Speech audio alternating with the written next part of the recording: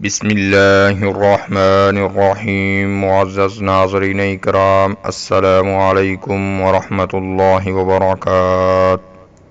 جادوگر جنات کو کیسے حاضر کرتے ہیں؟ اس کے بہت سارے طریقے ہیں اور ہر ایک میں شرک یا واضح کفر موجود ہوتا ہے۔ آج کی ویڈیو میں ہم 8 طریقے آپ کے سامنے ذکر کریں گے اور ہر طریقے میں جس طرح سے کفر و شرک موجود ہوتا ہے اس کی مکمل طور پر وضاحت کریں گے۔ البتہ اس ضمن میں شدید اختصار کریں گے اور ہر طریقے کی پوری تفصیلات ہرگز ذکر نہیں کریں گے تاکہ کوئی شخص انہیں آزما نہ سکے۔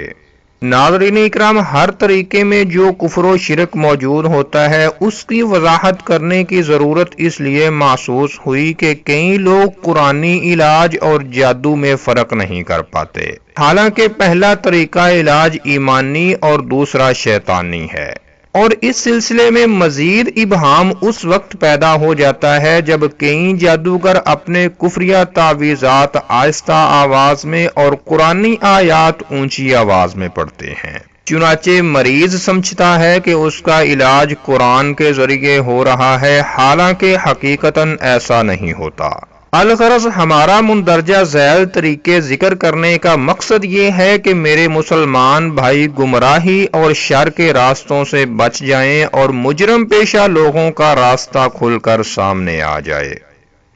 پہلا طریقہ، جادوگر ناپاکی کی حالت میں ایک تاریک کمرے میں بیٹھ جاتا ہے، پھر اس میں آگ جلاتا ہے اور اس پر ایک دھونی کو رکھ دیتا ہے۔ اگر اس کا مقصد نفرت پیدا کرنا یا میاں بیوی میں جدائی ڈالنا ہو تو بدبودار دھونی آگ پر رکھ دیتا ہے، اور اگر اس کا مقصد محبت پیدا کرنا یا جن میاں بیوی پر جادو کیا گیا تھا اور وہ ایک دوسرے کے قریب نہیں جا سکتے، ان سے جادو کے اثر کو ختم کرنا ہو تو وہ آگ پر خوشبودار دھونی رکھتا ہے۔ پھر شرکیہ تعویذات کو جو جادوگر کے خاص منتر ہوتے ہیں پڑھنا شروع کرتا ہے اور جنات کو ان کے سردار کی قسم دیتا ہے اور اس کا واسطہ دے کر ان سے مختلف مطالبات کرتا ہے۔ ناظرین اکرام، اسی دوران اسے کتے کی شکل میں یا اژدہے یا کسی اور شکل میں ایک خیالی تصویر نظر آتی ہے جسے وہ اپنا مقصد پورا کرنے کے لیے احکامات جاری کرتا ہے، اور کبھی یوں بھی ہوتا ہے کہ اسے کوئی چیز نظر نہیں آتی بلکہ اس کے کانوں میں ایک مخصوص قسم کی آواز پڑتی ہے، اور کبھی کبھار یوں بھی ہوتا ہے کہ اسے کوئی آواز بھی سنائی نہیں دیتی،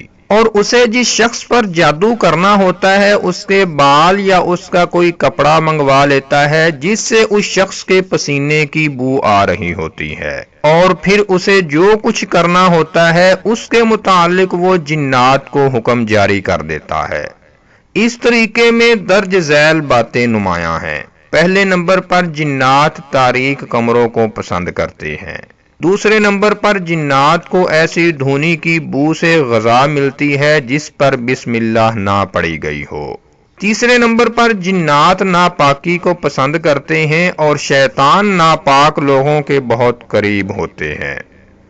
دوسرا طریقہ، جادوگر کوئی پرندہ، فاختہ وغیرہ یا کوئی جانور، مرغی وغیرہ جنات کی طرف سے بتائی گئی خاص شکل و صورت کے مطابق منگواتا ہے جس کا رنگ عام طور پر سیاہ ہوتا ہے، کیونکہ جنات سیاہ رنگ کو دوسرے رنگوں پر فوقیت دیتے ہیں۔ پھر وہ اسے بسم اللہ پڑھے بغیر ذبح کر دیتا ہے اور اس کا خون مریض کے جسم پر ملتا ہے، پھر اسے کھنڈرات یا کنووں میں یا غیر آباد جگہوں میں پھینک دیتا ہے جو کہ عموماً جنات کے گھر ہوتے ہیں، اور اسے ان جگہوں پر پھینکتے ہوئے بھی بسم اللہ نہیں پڑھتا، پھر اپنے گھر چلا جاتا ہے اور شرکیہ تعویذات پڑھنے کے بعد جو چاہتا ہے اس کا جنات کو حکم جاری کر دیتا ہے۔ ناظرین اکرام، اس طریقے میں 2 طرح سے شرک پایا جاتا ہے۔ پہلے نمبر پر تمام علماء کا اتفاق ہے کہ جنات کے لیے جانور ذبح کرنا حرام بلکہ شرک ہے، کیونکہ یہ ذبح لغیر اللہ ہے۔ چنانچہ ایسے جانور کا گوشت کھانا بھی کسی مسلمان کے لیے جائز نہیں ہے، چہ جائے کہ اسے غیر اللہ کے لیے ذبح کیا جائے۔ جبکہ جاہل لوگ ایسا ناپاک کام ہر زمانے میں اور ہر جگہ پر کرتے رہے ہیں۔ یحییٰ بن یحییٰ کہتے ہیں کہ مجھے وہب نے بیان کیا ہے کہ کسی خلیفہ وقت کے دور میں ایک چشمہ دریافت ہوا۔ اس نے اسے عام لوگوں کے لیے کھول دینے کا ارادہ کیا اور اس پر جنات کے لیے جانور ذبح کیا تاکہ جنات اس کا پانی واپس گہرائی تک نہ پہنچا دیں، پھر اس کا گوشت لوگوں کو کھلا دیا۔ یہ بات امام ابن شہاب زہری رحمہ اللہ تک پہنچی تو وہ فرمانے لگے، خبردار، ذبح شدہ جانور حرام ہے اور خلیفہ وقت نے لوگوں کو حرام کھلایا ہے، کیونکہ رسول اللہ صلی اللہ علیہ وسلم نے ایسے جانور کا گوشت کھانے سے منع فرمایا ہے جسے جنات کے لیے ذبح کیا گیا ہو۔ اور صحیح مسلم میں حضرت علی بن ابی طالب رضی اللہ تعالی عنہ سے مروی ایک حدیث میں آیا ہے کہ رسول اللہ صلی اللہ علیہ وسلم نے فرمایا، اس شخص پر اللہ کی لعنت ہو جس نے غیر اللہ کے لیے کوئی جانور ذبح کیا۔ اس طریقے میں دوسرے نمبر پر شرکیہ تعویذات ہیں۔ وہ شرکیہ تعویذات جنہیں جادوگر جنات کو حاضر کرنے کے لیے پڑھتا ہے، ان میں واضح طور پر شرک موجود ہوتا ہے، اور اس کی وضاحت شیخ الاسلام ابن تیمیہ رحمہ اللہ نے اپنی کئی کتابوں میں کی ہے۔ تیسرا طریقہ، یہ طریقہ جادوگروں میں انتہائی گھٹیا طریقے کے طور پر مشہور ہے، اور اس طریقے کو اپنانے والے جادوگر کی خدمت کے لیے اور اس کے احکامات پر عمل کرنے کے لیے شیطانوں کا ایک بہت بڑا گروہ اس کے پاس موجود رہتا ہے، کیونکہ ایسا جادوگر کفر و الحاد کے اعتبار سے بہت بڑا جادوگر تصور کیا جاتا ہے، اس پر اللہ کی لعنت ہو۔ ناظرین اکرام، یہ طریقہ مختصر طور پر کچھ یوں ہے، جادوگر قرآن مجید کو جوتا بنا کر اپنے قدموں میں پہن لیتا ہے، پھر بیت الخلاء میں جا کر کفریہ منتروں کو پڑھتا ہے، پھر باہر آ کر اپنے کمرے میں بیٹھ جاتا ہے اور جنات کو احکامات جاری کرتا ہے۔ چنانچہ جنات بہت جلدی اس کی فرما برداری کرتے ہیں اور اس کے احکامات نافذ کرتے ہیں، کیونکہ وہ اس طریقے پر عمل کر کے کافر اور شیاطین کا بھائی بن چکا ہوتا ہے، سو اس پر اللہ کی لعنت ہو۔ ناظرین اکرام، یاد رہے کہ اس طریقے کو اپنانے والا جادوگر اس کام کے علاوہ دوسرے بڑے بڑے گناہوں کا ارتکاب بھی کرتا ہے، مثلا محرم عورتوں سے زنا کرنا، لواطت کرنا اور دین اسلام کو گالیاں بکنا، اور یہ سب اس لیے کرتا ہے تاکہ شیطان اس پر راضی ہو جائے۔ چوتھا طریقہ، ملعون جادوگر قرآن مجید کی کوئی صورت حیض کے خون سے یا کسی اور ناپاک چیز سے لکھتا ہے، پھر شرکیہ منتر پڑھتا ہے اور اس طرح جنات کو اپنی فرما برداری کے لیے حاضر کر لیتا ہے اور جو چاہتا ہے اس کا انہیں حکم دیتا ہے۔ اس طریقے میں بھی واضح طور پر کفر موجود ہے، کیونکہ قرآن مجید کی ایک آیت کے ساتھ بھی مذاق کرنا کفر ہے، یہ جائے کہ اسے ناپاک چیز کے ساتھ لکھا جائے۔ پانچواں طریقہ، ملعون جادوگر قرآن مجید کی کوئی صورت الٹے حروف میں لکھتا ہے، پھر شرکیہ تعویذ پڑھ کر جنات کو حاضر کر لیتا ہے۔ یہ طریقہ بھی حرام ہے، کیونکہ قرآن مجید کو الٹے حروف میں لکھنا کفر اور شرکیہ تعویذات کو پڑھنا شرک ہے۔ چھٹا طریقہ، جادوگر ایک خاص ستارے کے طلوع ہونے کا انتظار کرتا ہے، اور جب طلوع ہو جاتا ہے تو جادوگر اس سے مخاطب ہوتا ہے، پھر جادو والے ورد پڑھتا ہے جن میں کفر اور شرک موجود ہوتا ہے۔ ناظرین اکرام، پھر چند ایسی حرکتیں کرتا ہے کہ اس کے خیال کے مطابق ان حرکتوں سے اس ستارے کی برکات اس پر نازل ہوتی ہیں، حالانکہ حقیقت میں وہ اپنی ان حرکات سے اس ستارے کی پوجا کر رہا ہوتا ہے، اور جب وہ غیر اللہ کی پوجا شروع کرتا ہے تو شیطان اس ملعون کے احکامات پر لبیک کہتے ہیں، جبکہ جادوگر یہ سمجھتا ہے کہ اس ستارے نے اس کی مدد کی ہے، حالانکہ ستارے کو تو اس کی کسی حرکت کا علم ہی نہیں ہوتا ہے۔ اور جادوگر یہ دعویٰ کرتے ہیں کہ اس طریقے سے کیا گیا جادو اس وقت تک ختم نہیں ہو سکتا جب تک یہ ستارہ دوبارہ طلوع نہ ہو، اور ایسے ستارے بھی ہیں جو سال میں صرف ایک مرتبہ طلوع ہوتے ہیں، چنانچہ وہ سال بھر اس ستارے کے طلوع ہونے کا انتظار کرتے ہیں، پھر ایسے ورد پڑھتے ہیں جن میں اس ستارے کو مدد کے لیے پکارا جاتا ہے تاکہ جادو کا اثر ختم ہو جائے۔ ناظرین اکرام، بہرحال یہ تو جادوگروں کا خیال ہے، جبکہ قرآنی علاج کرنے والے لوگ اس ستارے کا انتظار کیے بغیر کسی بھی وقت اس جادو کو توڑ سکتے ہیں۔ اس طریقے میں بھی شرک واضح طور پر موجود ہے، کیونکہ اس میں غیر اللہ کی تعظیم اور غیر اللہ کو مدد کے لیے پکارنا جیسے قبیح فعل موجود ہیں۔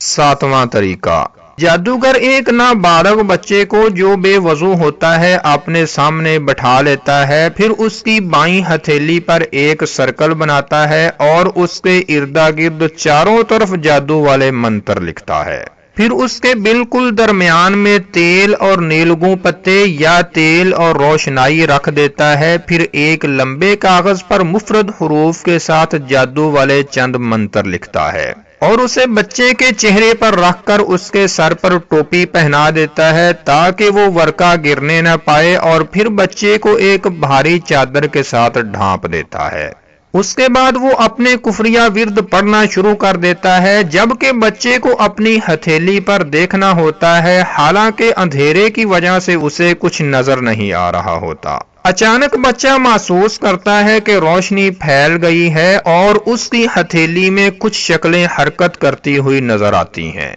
چنانچہ جادوگر بچے سے پوچھتا ہے، تم کیا دیکھ رہے ہو؟ بچہ جواباً کہتا ہے، میں اپنے سامنے ایک آدمی کی شکل دیکھ رہا ہوں۔ جادوگر بچے سے کہتا ہے کہ جس آدمی کی شکل تم دیکھ رہے ہو اسے کہو کہ جادوگر تم سے یہ مطالبہ کر رہا ہے۔ اس طرح وہ شکلیں جادوگر کے احکامات کے مطابق حرکت میں آ جاتی ہیں۔ ناظرین اکرام، یہ طریقہ عموماً گمشدہ چیزوں کی تلاش کے لیے استعمال کیا جاتا ہے، اور اس میں جو کفر و شرک پایا جاتا ہے وہ بالکل واضح ہے۔ 8واں طریقہ، جادوگر مریض کے کپڑوں میں سے کوئی ایک کپڑا، مثلا رومال، پگڑی، قمیص وغیرہ، جس سے مریض کے پسینے کی بو آ رہی ہو، منگوا لیتا ہے، پھر اس کپڑے کے ایک کونے کو گرا لگاتا ہے اور اس کے ساتھ ہی 4 انگلیوں کے برابر کپڑا مضبوطی سے پکڑ لیتا ہے، پھر اونچی آواز کے ساتھ سورہ کوثر یا کوئی اور چھوٹی سورت پڑھتا ہے، اس کے بعد آہستہ آواز میں اپنے شرکیہ ورد پڑھتا ہے اور پھر جنات سے مخاطب ہوتے ہوئے کہتا ہے، اگر اس مریض کے مرض کا سبب جنات ہے تو کپڑے کو چھوٹا کر دو، اور اگر اسے نظر لگ گئی ہے تو اسے لمبا کر دو، اور اگر اسے کوئی دوسری بیماری ہے تو اس کپڑے کو اتنا رہنے دو جتنا اس وقت ہے۔ ناظرین اکرام، پھر وہ اس 4 انگلیوں کے برابر کپڑے کو دوبارہ ناپتا ہے، اگر وہ 4 انگلیوں سے بڑا ہو چکا ہو تو مریض سے کہتا ہے کہ تمہیں نظر لگ گئی ہے، اور اگر وہ کپڑا 4 انگلیوں سے چھوٹا ہو چکا ہو تو مریض سے کہتا ہے کہ تم آسیب زدہ ہو، اور اگر وہ کپڑا 4 انگلیوں کے برابر ہی ہو تو اسے کہتا ہے کہ تمہیں کوئی بیماری ہے، لہٰذا تم ڈاکٹر کے پاس جاؤ۔ معزز ناظرین، اس طریقہ کار میں 3 باتیں قابل ملاحظہ ہیں۔ پہلے نمبر پر مریض کو دھوکہ دیا جاتا ہے، چنانچہ وہ سمجھتا ہے کہ اس کا علاج قرآن کے ذریعے ہو رہا ہے، جبکہ حقیقت میں ایسا نہیں ہوتا، بلکہ اس کے علاج کا اصل راز ان شرکیہ منتروں میں ہوتا ہے جنہیں جادوگر آہستہ آواز میں پڑھتا ہے۔ دوسرے نمبر پر اس طریقے میں جنات کو مدد کے لیے پکارا جاتا ہے، جو کہ شرک ہے۔ تیسرے نمبر پر جنات اکثر و بیشتر جھوٹ بولتے ہیں اور خود جادوگر کو معلوم نہیں ہوتا کہ یہ جن سچا ہے یا جھوٹا، تو اس کی بات پر کس طرح اعتماد کیا جا سکتا ہے۔ ناظرین اکرام، اور ہم نے کئی جادوگروں کا تجربہ کیا ہے، ان میں سچے کم اور جھوٹے زیادہ تھے، اور کئی مریض ہمارے پاس آ کر بتاتے ہیں کہ جادوگر کے کہنے کے مطابق انہیں نظر لگ گئی ہے، پھر ہم جب ان پر قرآن مجید کو پڑھتے تو معلوم ہوتا کہ ان پر جنات کا اثر ہے، نظر نہیں لگی، اور اس طرح سے ان کا جھوٹ ثابت ہو جاتا ہے۔ ناظرین اکرام، ان 8 طریقوں کے علاوہ دوسرے اور بھی بہت سے طریقے ہیں کہ جن طریقوں کے ذریعے یہ عامل جادوگر اور پیر حضرات لوگوں کے ایمان، عقیدے اور مال کے ساتھ کھیلتے ہیں۔ تو ناظرین اکرام، یہ تھی آج کی ویڈیو، اور اگر آپ محبت کے جادو اور اس کے اسباب، علامات اور الٹے اثرات کے ساتھ ساتھ اس کا قرآنی علاج کے متعلق ویڈیو دیکھنا چاہتے ہیں تو اوپر کراس کے بٹن پر کلک کر کے دیکھ سکتے ہیں۔ السلام علیکم ورحمۃ اللہ وبرکاتہ۔